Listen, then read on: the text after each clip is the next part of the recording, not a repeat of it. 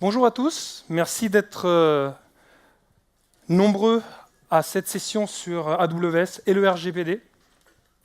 Je m'appelle Damien Arregui, je suis architecte solution chez Amazon Web Services depuis pratiquement 5 ans, ce qui fait de moi un des anciens de l'équipe. J'ai eu l'occasion d'accompagner plein de clients différents dans leur adoption du cloud AWS.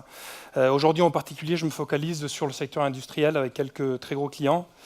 Et je peux vous dire que de mon expérience, les sujets de gouvernance, de conformité, de sécurité sont vraiment au cœur de l'adoption du cloud. Ce qui explique aujourd'hui ma présence aujourd'hui pour vous donner des éléments autour du RGPD d'une part, sans prétendre en faire une présentation exhaustive, vous donner quelques éléments essentiels de ce que ça change pour vous en tant que client AWS, et puis de vous expliquer aussi comment AWS peut vous aider à viser une conformité avec ce nouveau règlement. Avant de commencer à dérouler ce que j'avais envie de vous dire, il faut être conscient que la principale difficulté, le principal défi, ça va être pour vous de pouvoir faire un inventaire de ce que vous avez envie de capturer et ce que vous avez envie de faire avec les données personnelles de vos clients, de vos utilisateurs. Et dans ce cadre-là, AWS vous propose un certain nombre d'outils qui vont vous permettre de faciliter cette démarche de rationalisation, d'inventaire, de processus de traitement de données. Alors tout d'abord, qu'est-ce que le RGPD? Donc quelques points que peut-être certains d'entre vous connaissent déjà. Donc tout d'abord, règlement général sur la protection des données. Vous avez beaucoup entendu GDPR, on utilise beaucoup l'acronyme anglais. Donc c'est un nouveau règlement de l'Union européenne pour la protection des données personnelles. Très bien. J'insiste sur le fait que c'est un règlement, une loi, et non pas une directive, comme celle qui existait auparavant et dont on m'a dit un mot tout à l'heure. La différence, c'est qu'une loi va nous permettre d'uniformiser ce qui va être demandé à travers les différents pays, alors qu'une directive, comme celle qui était présente depuis 1995 et qui méritait un rafraîchissement, va se décliner en différentes lois, différentes mises en œuvre dans les différents pays. Il y avait, je crois, plus d'une vingtaine de mises en œuvre de cette directive précédente. Donc ce RGPD, il va introduire des exigences qui vont dans le sens d'une meilleure protection des données. À ce titre, vous vous en doutez que chez AWS, où la sécurité est vraiment notre première priorité, on est très content de voir ce règlement arriver pour augmenter le niveau de sécurité de tous les systèmes et de pouvoir prouver qu'on a ce niveau de sécurité. Pour notre part, pour ce qui est des systèmes AWS, des services, ils sont conformes au RGPD à travers toutes les régions et l'ensemble des services depuis 1 ou 2 mois, je crois, avant la date de mise en application du 25 mai 2018. Un point intéressant, c'est aussi la portée territoriale. Donc, je vous laisse lire cette formulation qui est relativement technique. Donc, les organisations établies dans l'Union européenne, mais aussi les organisations non établies dans l'UE, qui notamment offrent des services ou des biens à des individus situés dans l'UE. Donc s'il y a un réseau social qui est basé en Asie, mais qui a des clients dans l'Union européenne, il se doit d'être conforme au RGPD. Alors on va mettre en place un certain nombre de contextes. Donc, le premier va être celui de contenu et celui de données personnelles, bien entendu. Donc qu'est-ce que le contenu pour vous, clients AWS ou futurs clients AWS? Ça va être tout ce que vous allez conserver ou traiter à l'aide de services AWS. Donc c'est vraiment très vaste, ça peut être évidemment du texte dans ses différents formats, de l'audio, de la vidéo, de la voix, des logiciels, pourquoi pas. Donc tout ça, ça va être du contenu que vous allez conserver, traiter dans le cloud AWS à l'aide de nos différents services. Et alors, c'est possible, mais ce n'est pas sûr, ce n'est pas requis, et il n'y a que vous qui le savez. Pour nous, c'est complètement opaque, qu'au sein de ce contenu, il y ait des données personnelles. Donc voilà une définition. Donc une donnée personnelle est une information à partir de laquelle un individu peut être identifié ou identifiable. Donc un individu est identifié, par exemple, quand je vous dis bonjour, je m'appelle Damien Arregui, c'est très clair, c'est une information personnelle. Mais si je dis l'architecte qui a présenté une session sur le RGPD au Summit de Paris 2018 le 19 juin, c'est une donnée qui nous rend identifiable. Donc ça fait partie aussi selon le règlement d'une donnée personnelle. Vous savez aussi que dans certains cas, une adresse IP peut être considérée comme une donnée personnelle, puisque la personne physique derrière peut être identifiable, même si ça ne l'identifie pas directement. Alors, que comprend le RGPD en termes de droits pour les individus? Eh bien, premièrement, le droit à la portabilité des données. Donc, si un responsable du traitement possède des données personnelles à votre sujet, vous avez le droit de récupérer ces données, et non seulement de les récupérer, ce qui reste un peu vague, mais de les récupérer dans un format qui rend simple leur utilisation. Donc c'est vraiment cette portabilité de récupérer ce qui a trait à vos données personnelles et aller éventuellement les conserver ou les injecter dans un système, par exemple un système concurrent. Si on parle par exemple d'un réseau social, typiquement, cas facile. Le droit à l'oubli, qui est, si vous vous référez au texte qui est disponible du RGPD, et plutôt on se réfère à celui-ci comme le droit à l'effacement. Donc c'est la nouvelle terminologie. Le droit à l'oubli, c'est plutôt un héritage de la directive 95. Donc ça vous permet de réclamer l'effacement de certaines données personnelles et de les rendre inaccessibles à des tiers. Donc voilà, vous avez un certain nombre de données personnelles à mon sujet, je veux que vous les effaciez, vous avez le droit de demander et le responsable de traitement doit s'exécuter. La protection des données dès la conception, là on rentre dans des problématiques de développement de systèmes et de conception des systèmes. Aujourd'hui, ça devient un devoir de prendre en compte la protection des données et donc la sécurité dès la phase de conception de vos systèmes. Donc ça doit faire partie de la phase de conception de vos systèmes. Vous devez avoir des processus, des méthodes, pourquoi pas des blueprints d'architecture qui vous permettent de prendre en compte les besoins du RGPD dès la conception de vos systèmes. Il faut se poser aussi bien sûr la question de quelles sont les données que vous traitez, pourquoi vous les traitez, comment vous les traitez, où, comment les effacer, tout ce que je viens de dire tout à l'heure. Et enfin, la notification de fuite de données. Donc c'est assez précis. En cas de fuite de données, les responsables du traitement doivent notifier l'autorité de supervision concernée dans les 72 heures. En cas d'atteinte majeure aux droits des individus, ces individus doivent aussi être notifiés. Donc voilà un certain nombre de choses qui complètent ce qui existait, vont encore plus loin dans la direction de protection de vos données personnelles. Alors les conséquences, peut-être une partie d'entre vous sont ici grâce ou à cause de ce pan-là de la réglementation. Donc les conséquences, elles sont bien réelles. Il y a des pénalités, donc des pénalités qui s'appliquent aussi bien aux responsables du traitement qu'aux sous-traitants. Vous aurez remarqué que pour l'instant, je n'ai pas encore défini très précisément les responsables du traitement et les sous-traitants, mais on y viendra, c'est un des éléments clés de la présentation. Des amendes à la hauteur de 20 millions d'euros ou 4% du chiffre d'affaires global. Ça commence à faire réfléchir. Évidemment, ces amendes ont vocation à être dissuasives. L'idée, c'est que ce nouveau règlement soit appliqué avec sérieux et avec un certain sens de l'urgence. Donc le but, c'est vraiment de pouvoir être mieux protégé pour nos données personnelles et pas forcément d'appliquer des amendes à la chaîne. Et enfin, ce règlement, ou plutôt un manquement à ce règlement, peut donner lieu à des poursuites aussi bien par des individus qu'à des recours collectifs. Donc voilà un panorama des conséquences potentielles. Donc après cette première partie sur le RGPD lui-même, on va commencer à regarder pourquoi AWS est un excellent choix pour construire des systèmes ou pour immigrer vos systèmes qui ont des besoins de conformité avec le RGPD. Alors, quelques définitions, encore une fois, fondamentales. La personne physique, c'est le data subject en anglais, si vous voyez des textes en anglais sur le RGPD. Donc c'est la personne, l'individu, au sujet duquel on va donc collecter des données. Vous allez collecter des données. Le responsable du traitement, donc le responsable du traitement, ça va être vous, typiquement, qui allez construire un système. Je ne sais pas, on parlait de réseau social, mais ça peut être n'importe quel autre type de système dans lequel vous avez des utilisateurs et vous collectez un certain nombre de données personnelles. Vous êtes responsable du traitement, puisque vous savez, il n'y a que vous qui savez ce que vous collectez et quelle est la justification qui vous amène à collecter ces données en termes de services rendus aux clients qui vous les fournissent. Puis enfin, vous allez vous baser sur un certain nombre de sous-traitants, et dans ce cadre-là, AWS sera un sous-traitant qui vous fournit une plateforme pour faire donc, le traitement de ces données dont vous avez le contrôle, que la personne physique vous avait confiée. Donc le responsable du traitement, il se doit de mettre en œuvre ce qu'on appelle les mesures techniques et organisationnelles appropriées. En anglais, ça fait TOM, Technical and Organizational Measures, donc plus facile à dire rapidement. Il doit superviser son environnement et bien sûr notifier, comme on le disait tout à l'heure, les régulateurs et les individus en cas de fuite de données. Mais le sous-traitant, il a aussi sa part de responsabilité.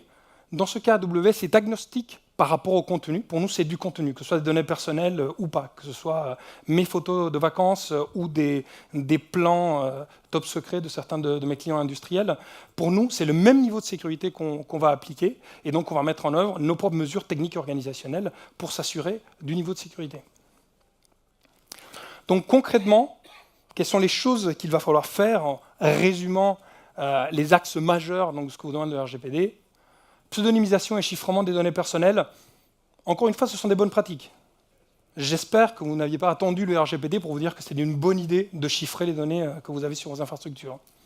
S'assurer de la confidentialité, l'intégrité, la disponibilité et la résilience en continu des systèmes et des services de traitement. On commence à voir que dans un système de type cloud, comme le cloud AWS, on va pouvoir répondre plus facilement à un certain nombre de ces éléments-là. Quand on pense par exemple à la disponibilité, la résilience, c'est typiquement des points techniques sur lesquels on est extrêmement fort, et donc on va vous faciliter les réponses dans ces axes-là. Troisièmement, la capacité à rétablir la disponibilité et l'accès aux données en cas d'événements majeurs. Encore une fois, on pense au DRP, au Disaster Recovery Plan, réplication multi-région, donc vraiment aux choses qui vont rendre le système robuste. Ce n'est pas une excuse par rapport à vos utilisateurs de leur dire « Ah ben, l'infrastructure est tombée, je ne peux pas te refournir les données que j'avais à ton sujet ». Le RGPD impose qu'on soit capable de remonter dans des délais appropriés ces infrastructures-là pour pouvoir donc rendre ces informations. Et enfin, bien sûr, et c'est particulièrement intéressant puisque ça va dans le sens de l'histoire, dans l'informatique, dans la technologie, dans le cloud en particulier, il faut une procédure pour tester, analyser et évaluer régulièrement ces mesures techniques et organisationnelles puisque les environnements seront changeants, on n'a pas le choix. Donc tout ce qui est métrique, audit, alerte, automatisation, c'est tout simplement nécessaire pour être sûr que ce n'est pas juste un certain temps T0 où on a mis en place les mesures de sécurité et puis ensuite on ne sait pas comment elles se comportent, on ne sait pas si elles sont vraiment utiles. Alors qu'est-ce qu'on vous fournit en tant qu'Amazon Web Services? Vous nous connaissez certainement déjà un peu des outils et des services. Je vais faire un focus tout à l'heure sur certains d'entre eux. On ne va pas revenir forcément sur les fondamentaux, c'est plutôt pour vous donner un panorama et voir comment tout ça s'articule.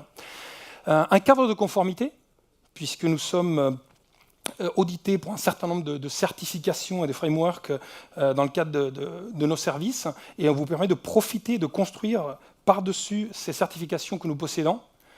Un réseau de partenaires, en particulier les partenaires technologiques, parce que, encore une fois, j'espère que vous n'avez pas attendu le RGPD pour faire de la sécurité, et donc vous avez très probablement déjà des relations avec un certain nombre de partenaires technologiques pour faire de la sécurisation du réseau, peut-être du chiffrement, de la détection de menaces, etc. Tout cela, on le rend très facilement disponible dans notre cloud. Et enfin, un contrat de protection des données, puisque le sous-traitant, dans le cadre de la RGPD, se doit de fournir un contrat de protection des données. Donc, dans notre cas, ça s'appelle un DPA, un Data Processing Addendum. Et vous n'avez rien à faire pour en bénéficier, puisqu'il est aujourd'hui intégré dans les termes par défaut des contrats d'utilisation AWS. Donc vous ouvrez un compte AWS, vous êtes dans le cadre réglementaire qui convient, votre sous-traitant AWS vous fournit un contrat qui est conforme.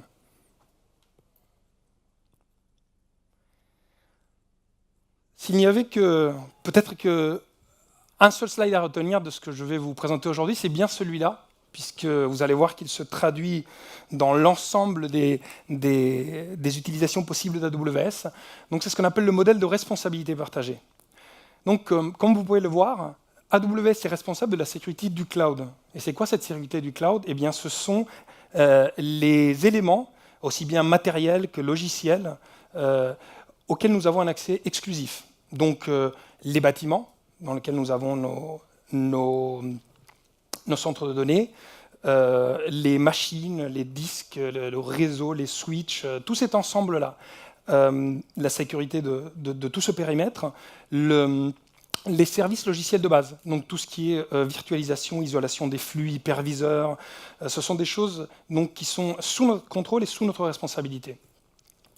Et ensuite, au-dessus de ce modèle de responsabilité-là, eh bien, vous avez un contrôle total, donc une responsabilité totale. Alors, on ne vous laisse pas tout seul avec toute cette complexité. On vous fournit, comme je disais tout à l'heure, un certain nombre de services et de possibilités d'automatisation pour être plus efficace et pour démultiplier les talents que vous avez en interne pour gérer toute cette sécurité. Donc, des exemples, pour rendre cela un peu plus concret, le choix d'un operating system, bien entendu, les plateformes, les frameworks, les langages de programmation, le contrôle d'accès sur vos applications,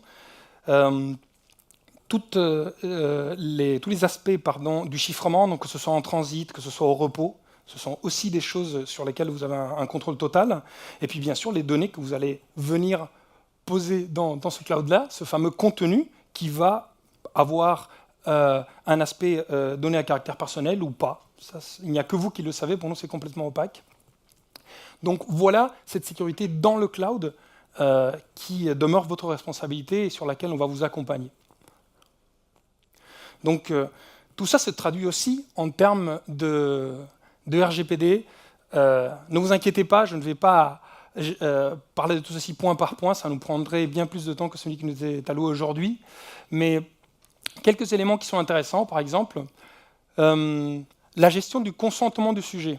Ça, c'est une responsabilité du contrôleur, en bon français, du responsable du traitement. Il n'y a que vous qui pouvez gérer ce consentement explicite où vous communiquez avec votre utilisateur pour lui dire exactement ce que vous allez collecter comme données, vous lui demandez son consentement et vous dites pourquoi vous les collectez et pourquoi ça va être utile. Sur d'autres aspects, par exemple le chiffrement, on en parlait tout à l'heure, c'est une responsabilité à vous de le mettre en place, mais à nous aussi, donc d'exécuter vos demandes de chiffrement de manière correcte et efficace. Et donc, encore une fois, quand cette responsabilité est clairement partagée, nous avons des outils pour vous aider à mettre tout cela en place. Donc voilà un petit panorama de quelques outils, encore une fois extrêmement classiques, et la manière dont ils s'articulent par rapport au règlement. Donc, je vais en mentionner juste quelques-uns pour ceux qui ne connaissent pas. Amazon Virtual Private Cloud, VPC, c'est la capacité à définir votre topologie réseau de manière complète et fine. Ça vous permet de créer votre propre pan isolé du cloud AWS en termes de réseau, de choisir s'il est connecté à Internet ou pas, s'il est isolé, s'il est connecté à vos data centers ou pas, s'il est complètement, encore une fois, isolé. Donc c'est vraiment un des blocs fondamentaux. Souvent, quand on parle de sécurité, on parle de réseau en même temps.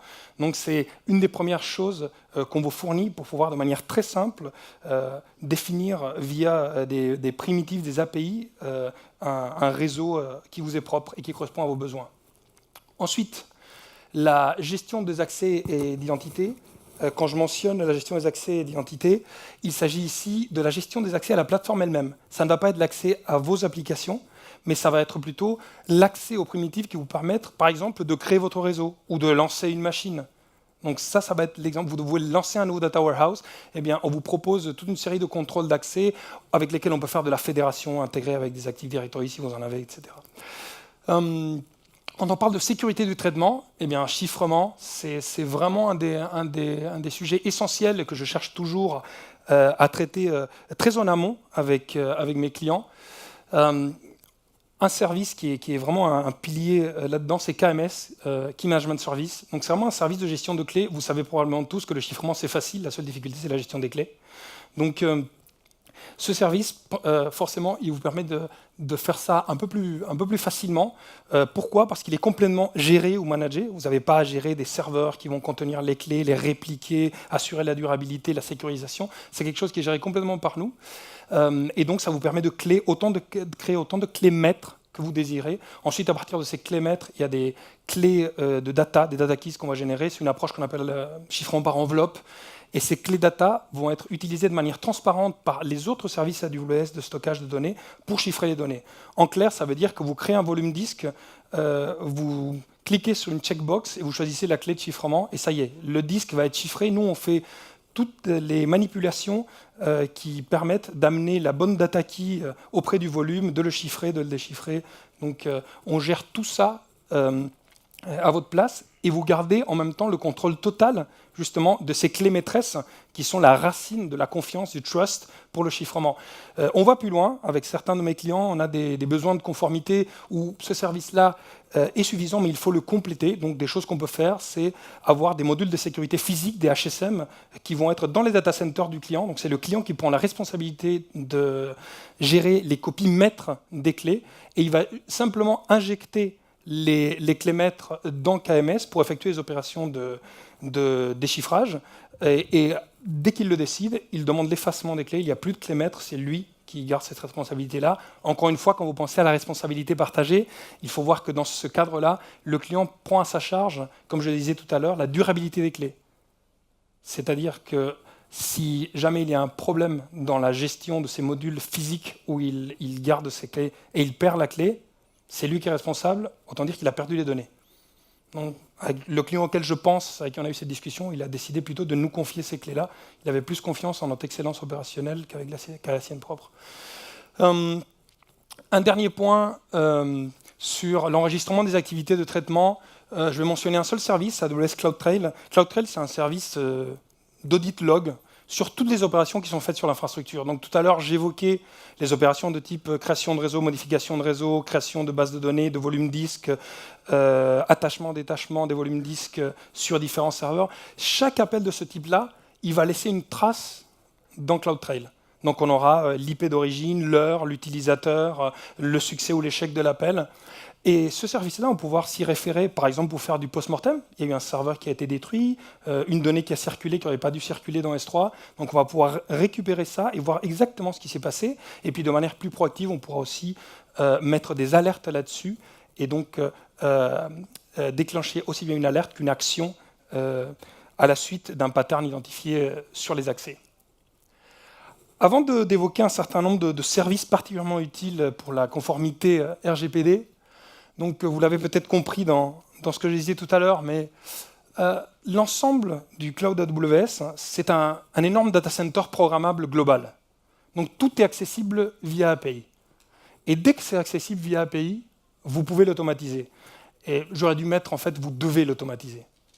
Il faut savoir qu'on constate qu'un nombre énorme d'incidents de sécurité, fuite de données ou autres, ils sont le fruit d'une erreur humaine, d'une erreur de manipulation. Aujourd'hui, il est extrêmement difficile, extrêmement coûteux de sécuriser des ressources, des talents dans le domaine de la sécurité. On est bien placé pour le savoir.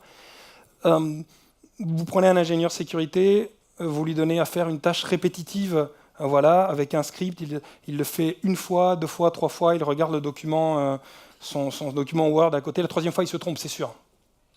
Si vous n'avez pas des procédures de sécurité et des patterns qui sont reproductibles, vous ne faites pas vraiment de la sécurité. C'est aussi simple que ça. Et de mon expérience, on peut mesurer assez directement le degré de maturité d'un client AWS en fonction de sa capacité à automatiser. C'est aussi simple que ça. Quel est le degré d'automatisation? Quel est le degré d'intervention manuelle? Et là, on va mesurer la maturité du client. Alors, on va commencer par un service vraiment assez simple, mais qui est extrêmement populaire. Donc, Trusted Advisor. Donc, c'est simplement un ensemble de vérifications qui sont faites de manière automatisée et qui vont vous lever des alertes à 3 niveaux. Donc, ça va être vert, c'est bon, orange, il faudrait regarder, rouge, c'est grave. Selon différents axes. Là, je vais me focaliser sur l'axe de sécurité, mais ça peut vous lever des alertes, par exemple, de coût. Il va vous dire ce serveur est sous-utilisé. Vous devriez redimensionner votre instance, comme on appelle les serveurs chez nous, votre instance, et puis prendre une qui a la moitié de processeur. Vous économiserez, je ne sais pas, 250 ou beaucoup plus de dollars par mois, ça dépend si c'est un serveur ou 10 ou 1000. En termes de sécurité, les alertes avec lesquelles on va se retrouver, c'est typiquement, vous avez une instance qui expose le port 22, donc le port SSH, à tout Internet. C'est peut-être pas une très très bonne idée, donc vous seriez même regarder. Ou le port 3306, le port de base de données de MySQL. Donc il va vous lever ce genre d'alerte.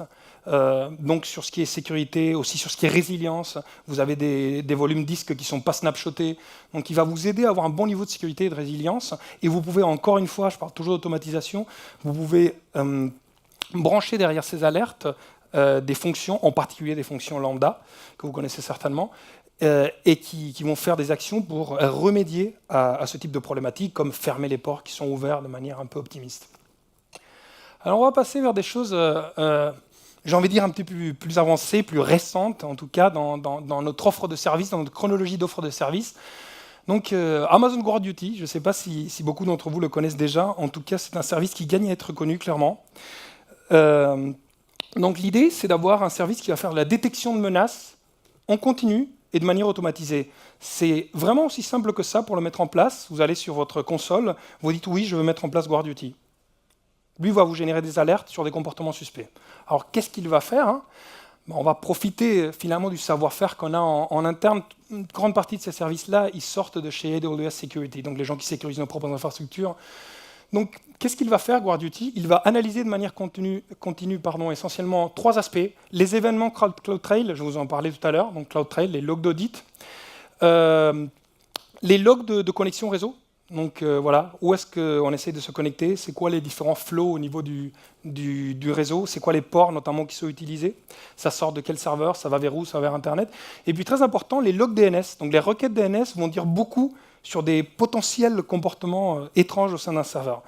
Ensuite, il va réfléchir à tout ça, il va appliquer aussi bien des heuristiques que de l'apprentissage statistique, et en combinant tout ça, je devrais aussi dire, en combinant aussi des insights de tierce partie, puisqu'on a un certain nombre de partenaires qui nous fournissent des éléments qu'on intègre là-dedans, il va pouvoir vous sortir des alertes. Ensuite, à partir de ces alertes, encore une fois, vous vous limitez à les regarder sur une console, ce qui est pas vraiment recommandé.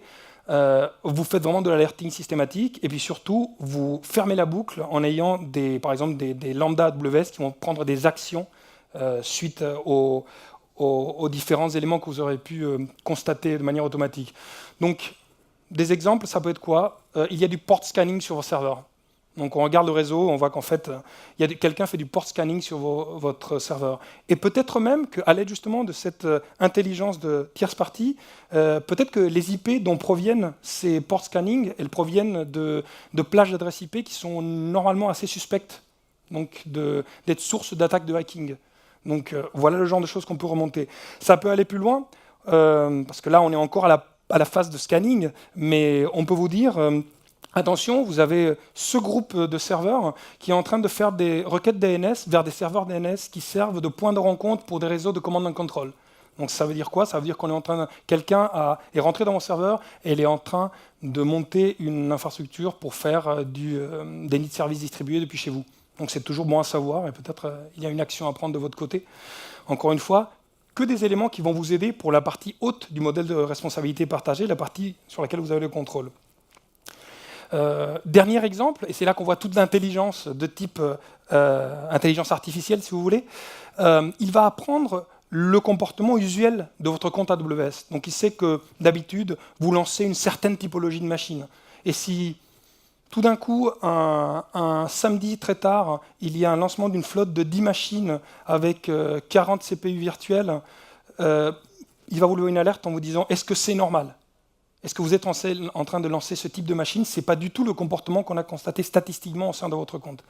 Donc ça permet aussi d'être subtil à ce niveau-là pour voir les menaces potentielles, donc les comportements malicieux ou non autorisés. Ensuite, ce côté apprentissage machine, il arrive de plus en plus dans nos services de sécurité. Et il y en a un autre dont j'ai envie de vous parler, c'est Amazon Macie. Donc Amazon Macie, si je veux le dire un peu vite, c'est le pendant sur les données de ce que fait donc GuardDuty, plutôt on va dire pour le réseau. Donc qu'est-ce qu'il fait Macie? C'est qu'il va vous aider à découvrir ce que vous avez comme données. Je vous disais tout au départ que la difficulté dans le RGPD, c'est déjà de savoir exactement ce qu'on a, ce qu'on collecte, surtout pour les systèmes legacy. On a énormément de données, on n'a plus de limites sur les volumes stockés. Mais ici, il va pouvoir aller regarder et identifier, selon des patterns intelligents, vous dire « Ah, mais ça a une tête de données personnelles, ça c'est plutôt des IP, ça c'est des clés d'accès, des clés secrètes pour un compte AWS. » Donc il vous permet de classifier ces différentes choses. Et donc d'avoir un dashboard et vous dire « Ok, là, voilà le type de données que j'ai, voilà les volumes, voilà où elles sont localisées, par exemple, sur mon stockage Amazon S3, Simple Storage Service. » Vous savez certainement. Donc, il va aussi détecter les comportements anormaux, comme je l'évoquais tout à l'heure pour les serveurs. Mais ici, il va vous dire, par exemple, sur telle partie de votre stockage S3, on constate un accroissement de la fréquence des accès qui est vraiment pas normal. Parce que c'est une partie du stockage qui peut-être vous utilisez pour les archives et qui est rarement accédée. Donc ça peut vouloir dire qu'il y a quelqu'un qui est en train de récupérer toutes vos données. Donc ça peut être une problématique, encore une fois, de menaces externes, voire de menaces internes. Aujourd'hui, vous savez bien que la sécurité purement périmétrique, c'est d'une vue d'esprit. Il faut de la sécurité distribuée partout sur les infrastructures. Le single choke point de sécurité, c'était avant. Donc, AWS ne prétend pas et Amazon ne prétend pas avoir toutes les réponses et toute la connaissance en termes de sécurité. On est très ouvert donc, à des partenaires et aussi au monde du logiciel libre. Donc je voulais justement vous donner un exemple. Si vous allez voir sur ce GitHub AWS Labs, donc il y a un certain nombre de frameworks, parfois fournis par des clients, notamment Cloud Custodian, qui est fourni par Netflix, je crois, qui vous permettent d'automatiser des primitives de sécurité, des primitives de conformité, toujours le mot automatisé qui revient. C'est bien du code, c'est bien programmatique, c'est là qu'est la force du passage à l'échelle. Donc vous pourrez regarder là-dedans, et dans l'exemple que j'évoque ici, c'est un parmi d'autres, hein. C'est le Center for Internet Security, donc qui est une organisation à but non lucratif, qui a pour vocation, pour rôle, de capturer les meilleures pratiques en termes de sécurité. Ils ont un benchmark de référence pour AWS, donc pour vos comptes, pour votre utilisation d'AWS, et en open source, vous pourrez trouver le code qui automatise les vérifications qui ont trait à ce benchmark. Donc voilà le chemin complet qui vous permet aussi d'augmenter vos sources d'outils de sécurité. Tout à l'heure, je parlais aussi de certification, de conformité, etc. Vous aurez remarqué que pour la partie basse du modèle de responsabilité partagée, je vous ai dit, on fait ceci, on fait cela, on sécurise, c'est notre responsabilité. Je peux vous dire ça ou autre chose, finalement, ça ne change rien. Donc la seule manière de vous prouver qu'on fait ce qu'on dit, qu'on a les contrôles les plus exigeants de sécurité, c'est d'adhérer et de se faire régulièrement auditer pour un certain nombre de programmes de conformité. Donc, en voici une sous-partie. Pourquoi je parle aujourd'hui plutôt de ceci que d'autres, comme PCI DSS ou SOC 1, 2 ou 3. Parce que certains de ceux-ci sont particulièrement bien alignés, ils se trouvent avec les besoins du RGPD. Donc, c'est en particulier 27017, 27018. Donc, ce sont de programmes de conformité qui ont trait, pour le 27017, à la sécurité du cloud spécifiquement, le 018 pour les données personnelles dans le cloud encore plus précisément. On a aussi des programmes de conformité auxquels on adhère qui sont plus locaux, comme le C5, qui est très complet, très exigeant, qui a été créé en Allemagne, donc pour la sécurité du cloud. Et donc, pour vous, qu'est-ce que ça veut dire, dans votre recherche de conformité toujours et de sécurité? Eh bien, que vous allez pouvoir construire là-dessus. Et donc c'est là qu'on voit tout l'intérêt de ne pas avoir à se soucier de toute la partie fondationnelle, puisque c'est nous qui vous donnons la conformité à tout un certain nombre de standards. Donc on a un certain nombre de contrôles de référence uniformes à travers toute l'infrastructure, à travers toutes nos localisations géographiques, et vous n'avez plus qu'à cibler vos efforts, encore une fois, sur votre partie, la partie applicative, qui reste des efforts réels, mais bien plus réduits. Ça vous permet de cibler vos efforts et donc de pouvoir, à votre tour, exhiber vos accréditations, vos certifications en termes de sécurité et de conformité. Des partenaires, bien sûr. Je vous laisse découvrir des noms que probablement vous connaissez pour la plupart déjà. On a une marketplace vraiment extrêmement riche. La marketplace, pour ceux qui ne connaissent pas, c'est une sorte de App Store pour le cloud. Donc ça vous permet en un clic, en quelques clics, de déployer des solutions qui ont été approuvées par AWS, approuvées par le client, avec des modèles de licences qui sont cloud-friendly, par exemple des licences à la demande ou au trafic traité pour le filtrage du réseau. Donc vous allez reconnaître le nom, les différents noms. Ça ne va pas vous surprendre si je vous annonce que les catégories de sécurité et de réseau sont parmi les catégories les plus populaires dans la marketplace AWS. Il y a d'autres catégories, de big data, etc. Mais encore une fois, les données, la sécurité, la conformité, la gouvernance, c'est vraiment le sujet.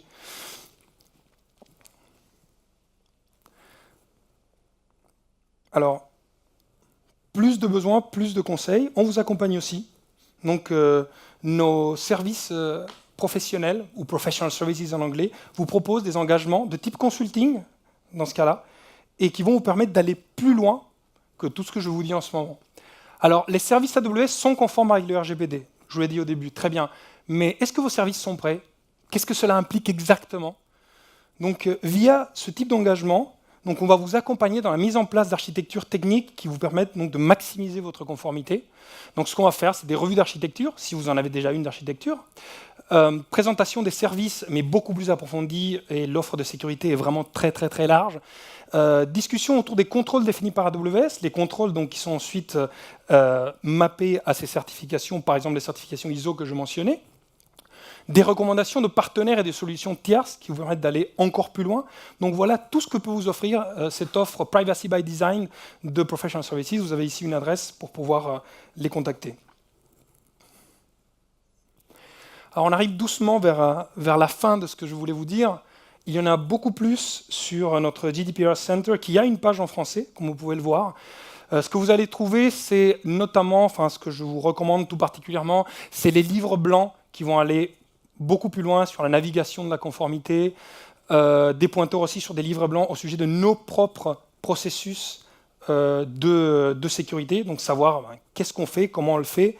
Si vous avez besoin d'accéder aux rapports de certification eux-mêmes, donc sur les différents standards que j'ai mentionnés tout à l'heure, vous pouvez directement y accéder depuis la console AWS. Il y a un service qui s'appelle AWS Artifact qui vous permet en quelques clics de récupérer vraiment les rapports que vous allez parcourir vous-même ou les fournir à votre tour à vos auditeurs qui sont en faire un bon usage pour construire votre conformité globale.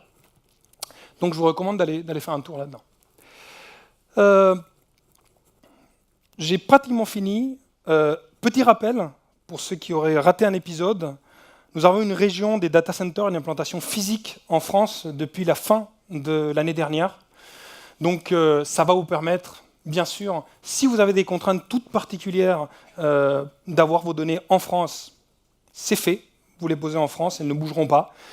Bien entendu, d'avoir de meilleures latences entre vos infrastructures françaises et nos services, et puis pourquoi pas de servir vos utilisateurs finaux avec une meilleure latence. Donc je vous invite à ouvrir sur votre console la région de Paris et donc de l'utiliser. Pour nous retrouver, même si ce n'est que le début de l'événement pratiquement, voilà un certain nombre d'événements qui sont planifiés dans le futur. Pour ceux qui ne connaissent pas forcément encore très bien la plateforme, je vous recommande un de ces événements qui m'est particulièrement cher, c'est le Awesome Day. Donc c'est vraiment une formation publique, ça doit durer 6 heures effectives, entre le matin et l'après-midi. Donc vous aurez des technical trainers, des solutions architects qui vont vous présenter une overview de l'ensemble des services. Ça permet au moins d'avoir cette vision et de savoir où il faut creuser. Même si aujourd'hui on est très concentré sur la sécurité, il y a plein d'aspects à comprendre. C'est vraiment une occasion extrêmement intéressante. C'est gratuit, inscrivez-vous. En général, ça se remplit très très vite. Voilà ce que j'avais aujourd'hui. On est légèrement en avance. J'espère que ça vous a intéressé. Que ça vous a aidé à comprendre un peu mieux le RGPD et comment on peut vous aider, et en tout cas à penser toujours à la sécurité comme votre première priorité aussi. Merci.